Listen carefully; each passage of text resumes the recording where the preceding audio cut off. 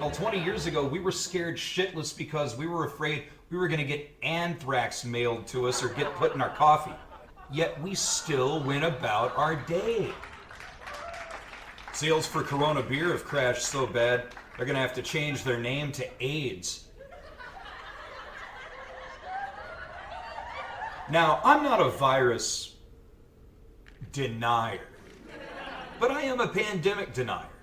Nuance, critical thinking. Try it sometime.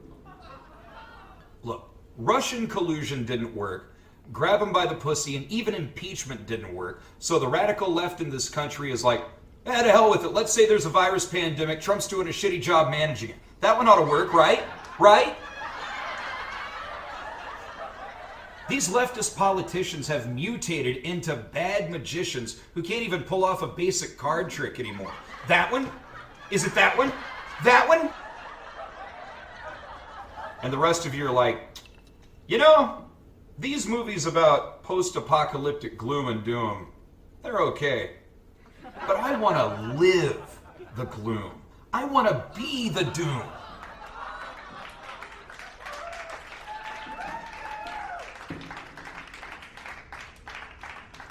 But in reality, we don't have the stomach for this shit. 2 days in, we're shooting each other over unperforated toilet paper that was looted from an elementary school.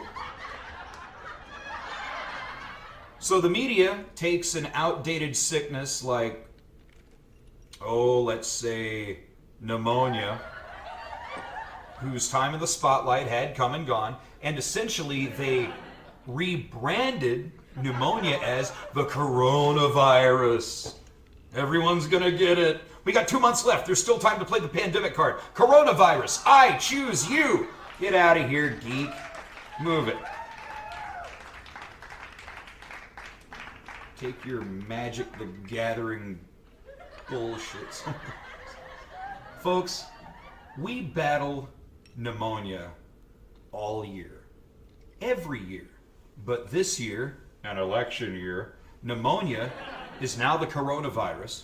President Trump is still a Nazi, and action. Ran into a friend of mine at the store. He was shopping while wearing black police-grade rubber gloves.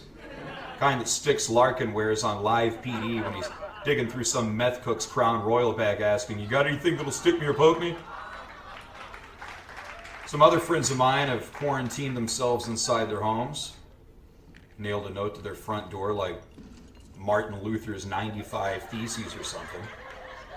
I don't think people were quarantining themselves at home because of the coronavirus. They just didn't want me showing up at their house like, inflated numbers, bad reporting, quit looking at Facebook all the time. They didn't want to put up with it. Just put a note on the door. That'll keep Cason away for a few weeks. Maybe. But Rick, you're not a medical expert. Nope. But I am a media expert, having worked in it much of my adult life. Not to mention that I am one of the nation's leading hypochondriacs. All right?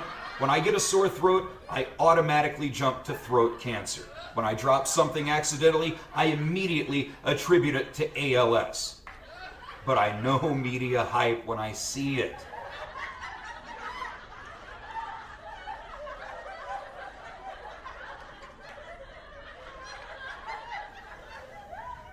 But you may be a carrier and you don't even know it. Hey, I used to work in retail too. Licking my thumb, counting the money. Did it all. Between my retail experience and getting pink eye from eating an old woman's ass in Murray, Kentucky this past winter, I'm like Bruce Willis in Unbreakable.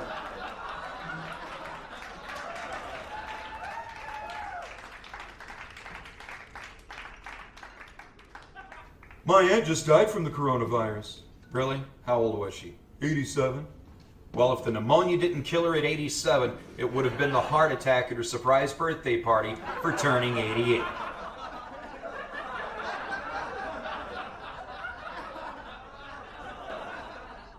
The only good thing to come from any of this is the 6-foot rule. But we should have been observing this one for millennia, since we began walking upright. Imagine, through the ages, how many wars could have been avoided? how advanced this planet would be if we stayed 6 feet apart. Imagine a world where we're all 6 feet apart.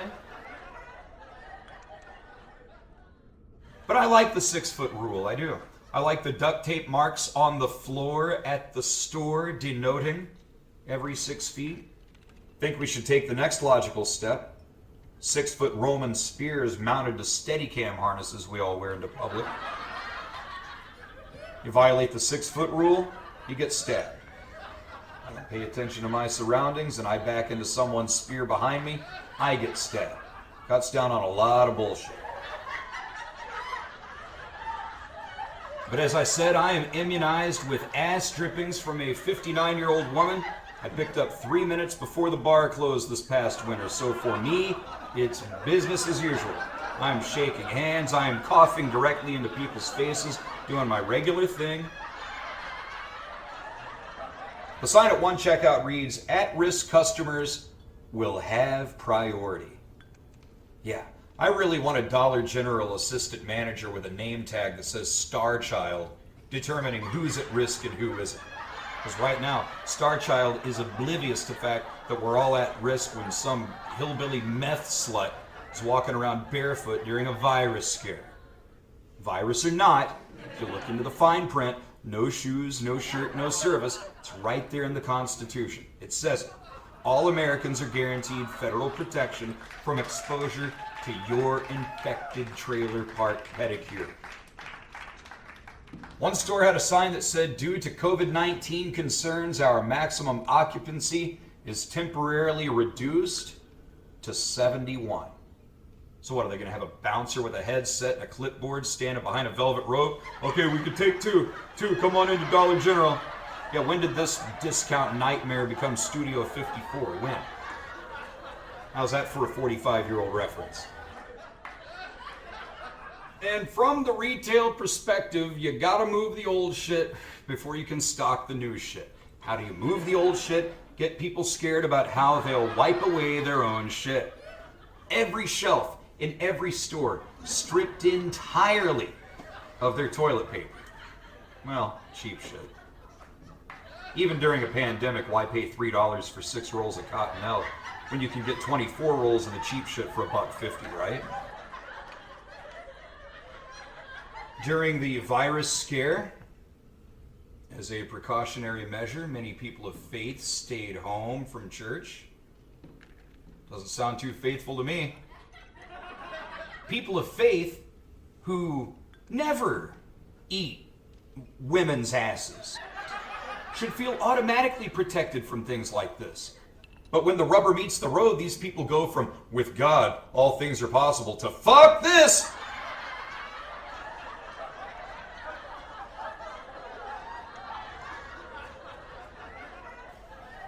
Churches exist where they still handle snakes and drink strychnine to prove that they're protected by God. But all it really took to shatter these people's faith was watching Lauren Wibbenmeyer doing the weather live from the panic room behind the secret bookshelf at her house.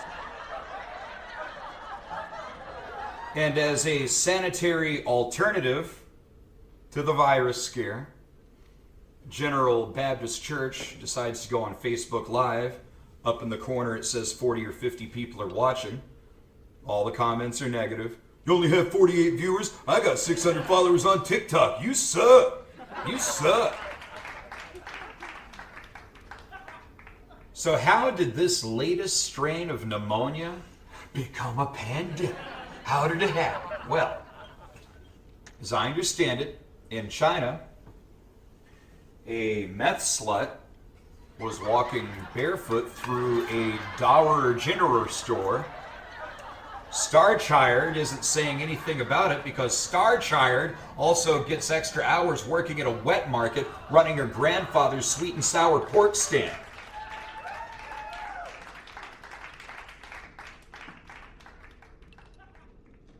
So this Chinese farmer with pneumonia in his lungs and shit on his hands with open sores and wounds delivers a pig to the wet market, the whole time his blood coming into contact with the pig's blood. He gets paid 50 yuans for the pig. Later that night, he puts the 50 yuan note in a stripper's ass. She pulls it out at the end of the song. Next thing you know, you got multi-organ failure. See how this stuff spreads?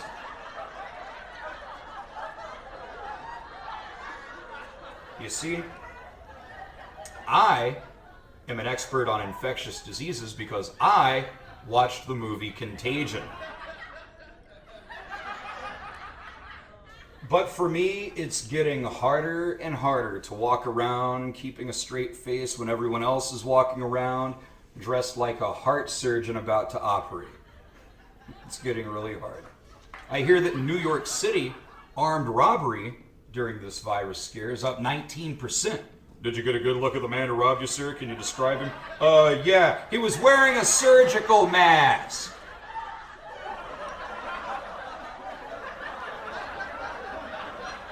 And now, politicians who already treat us like a bunch of children, now they're just reminding us nonstop, wash your hands, wear rubber gloves. Me? I've been doing the exact opposite. No rubber gloves.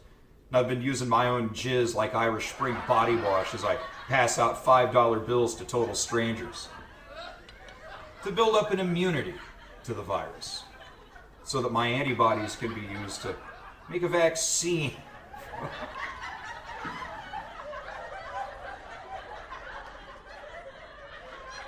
Trying to relay this to the woman that I've been seeing. I was telling her about the other day when I was pumping gas.